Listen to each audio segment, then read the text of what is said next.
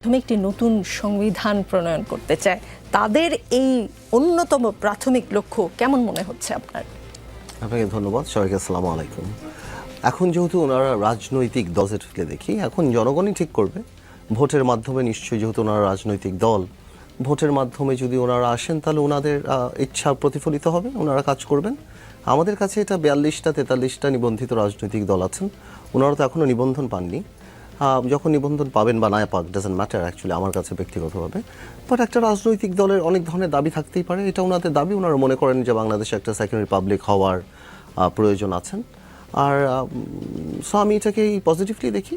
আমার কোনো কিছু না যে আমি এটাতে একমত হই না হই বা বিএনপি একমত হওয়ায় প্রকাশ করেছেন, ওনারা ওনাদের দাবি করেছেন, জনগণ ঠিক করবে।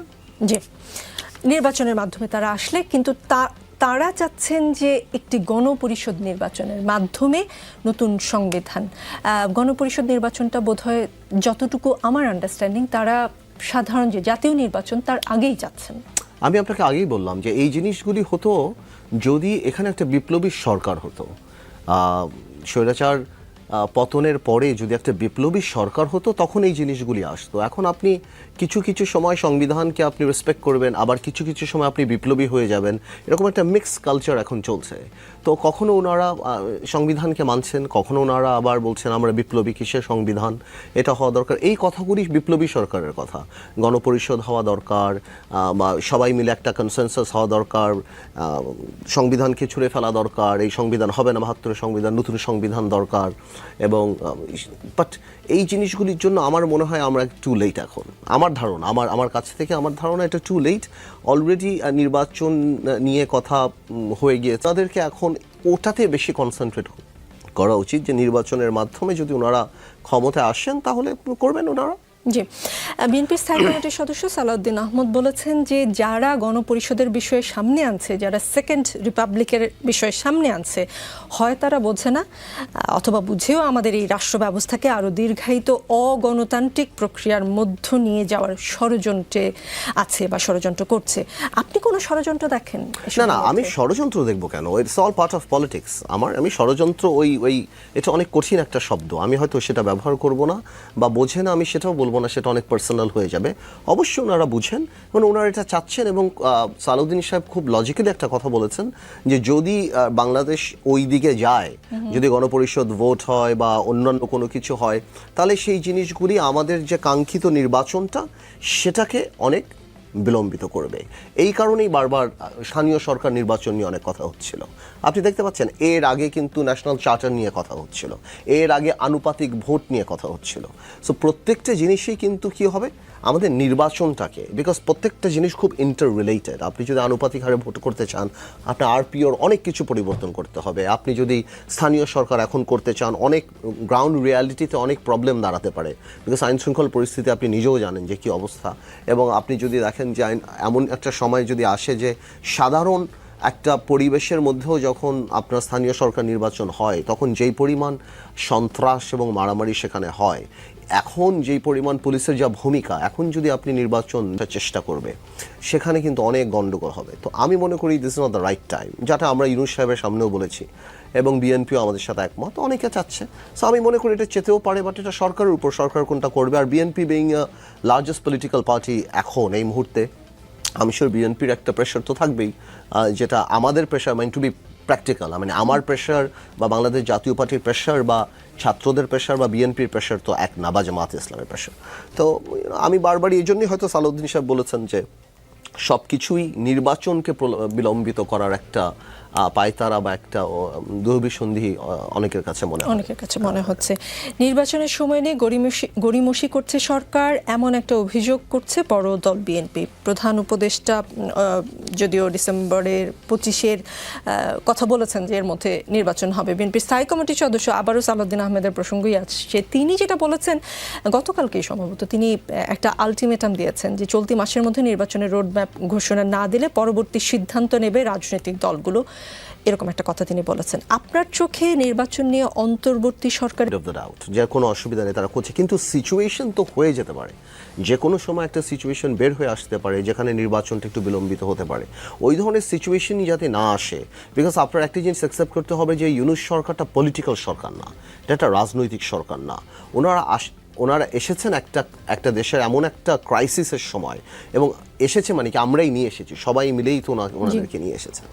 তো বাট ক্রমাগত যে একটা চাপ দেওয়ার, আমি মনে করি পলিটিক্যালি এটা কারেক্ট যে আমরা চাপে রাখবো, যাতে করে ওনারাও মাথায় রাখেন যে না, আমাদের সঠিক সময় নির্বাচন দেওয়ার যথেষ্ট বাইরের চাপ আছেন এবং ন্যাশনাল কমিটমেন্ট আছে। বিকজ যখন ডক্টর ইউনূস সাহেব টিভির সামনে বলে দেয় বা আর্মি চিফ টিভির সামনে বলে দেয়, তখন তো জাতি একটা স্বপ্ন দেখা আরম্ভ করে। আর আমি মনে করি এখন নির্বাচনটা খুব দরকার, কারণ ইকোনমি স্থবির হয়ে গিয়েছে, ব্যবসা বাণিজ্য স্থবির হয়ে গিয়েছে, মানে সব কিছু যেমন আটকে গিয়েছে, যে একটা সেটেল নির্বাচন হলে মানুষ আবার কাজ করা আরম্ভ করবে। যার সাথে আপনি কথা বলবেন সবাই বলবে যে নির্বাচনের পরে করব, একটা দালান বানানো থেকে আরম্ভ করে যে কোনো ধরনের সব কিছু। তো ইকোনমির অবস্থা কিন্তু বেশ খারাপ, আর এই খারাপ কিন্তু আজকে থেকে না, এই খারাপ আপনার মনে আছে 2024-এর নির্বাচনের 6 মাস আগে থেকেই গন্ডগোল যখন স্টার্ট হয়, তখন থেকে আজকে পর্যন্ত, এর আগে কোভিড গেল। তো আমি মনে করি কিন্তু এই নির্বাচনের দিকে যাওয়াটাই মানুষের কথা চিন্তা করে বেটার।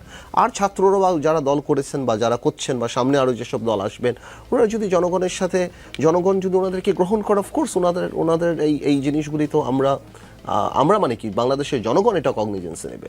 আদারওয়াইজ তো আপনার দাবি আমার কথা বলে, তখন এক ধরনের প্রতি উত্তর পাওয়া যায় অন্য একটা গ্রুপ থেকে যে এই আন্দোলনের সময় কোন গ্রাফিতি বা কোন দেয়াল লেখনে নির্বাচনের কথা ছিল, সবাই সংস্কারের কথা বলেছে, নির্বাচনের কথা তো কেউ বলেনি।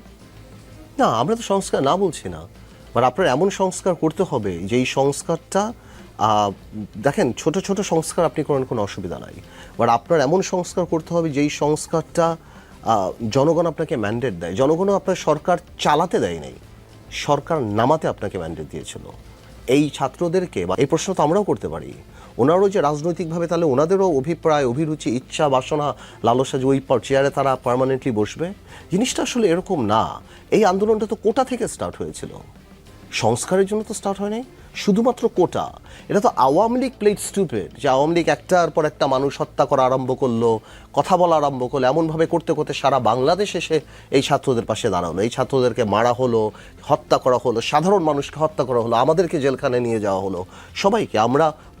আমরা এক্সপ্রেসলি ইমপ্লাইডলি, এই যে অনেকে আমি দেখি যে বিএনপি এই আন্দোলনের সাথে ছিল না বলেছে, অবশ্যই বিএনপি কি মুখে বলবে নাকি? আমরা কি মুখে বলবো নাকি যে আন্দোলনের সাথে? তাও তো এটা পলিটিক্যাল আন্দোলন হয়ে যাবে। আমরা তো চাচ্ছিলামই যাতে এই আন্দোলনটা পলিটিক্যাল না হয়, যাতে করে আওয়ামী লীগ খুঁজতে থাকবে। আপনি লাস্টে দেখলেন না আওয়ামী লীগ কী করলো? জামাতকে ব্যান করলো। বিকজ আওয়ামী লীগ চাচ্ছিল যে জামাতকে ব্যান করার পর যাতে জামাত রাস্তায় নামে, যাতে এই ছেলেগুলিকে হত্যা করার আওয়ামী লীগ একটা জাস্টিফিকেশন পায় যে এরা জঙ্গি। তো আমরা তো ওই পলিটিক্যাল ট্র্যাপে পা দেই নাই। তো এইটা কোটা আন্দোলন থেকে যখন এই আন্দোলনটা সারা বাংলাদেশের মানুষ পাশে দাঁড়ালো, যখন নির্বিচারে গুলি করা হলো, এই নাহিদ, আসিফ, হাসনাত, সার্জি, ওদেরকে যখন ধরে নিয়ে যাওয়া হলো, আমরা তো ডিবি অফিসে ছিলাম, ওদেরকে নিয়ে আসলো, ওদের অত্যাচার করা হলো, তখন মানুষ এসে ওদের পাশে দাঁড়ালো, ইমোশনের জায়গা আসলো। তখন যে যেভাবে নির্যাতিত, সে সেই কারণে এসে ওদের পাশে। তো আমার প্রশ্নটা হলো, এরকম হতেই পারে, ইট ডাজন্ট ম্যাটার যে সংস্কারের কথা আপনি বলবেন বলে আপনি কি সংস্কার করতেই থাকবেন, পারপিচুয়াল সংস্কার, এই দেশে নির্বাচন হবে না? আপনি বলে দেন যে ভাই এই সংস্কারগুলি, আমরাও তো বলি এই সংস্কারগুলি সরকার করুক, বাকিটা সামনে যারা নির্বাচিত সরকার তারা করবে। আর আমরা যদি এই সংস্কার না করি তাহলে আমরা জনগণের কাছে দায়বদ্ধ না। একটা জিনিস তো এখন আমাদের মেনে নিতে হবে যে সরকার ফালানোটা এখন আর খুব একটা কঠিন ব্যাপার না, এই জিনিসটা আমরা দেখে ফেলেছি।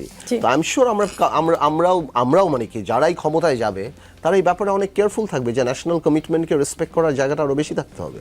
জি, একজন উপদেষ্টাকে সাংবাদিকরা প্রশ্ন করেছিলেন যে উপদেষ্টারা রাজনীতিতে আসবেন কিনা, তো উত্তরে তিনি বলেছেন তারা রাজনীতিতে আসবেন কিনা বা আসবেন কিনা সেটা সময় বলে দিবে।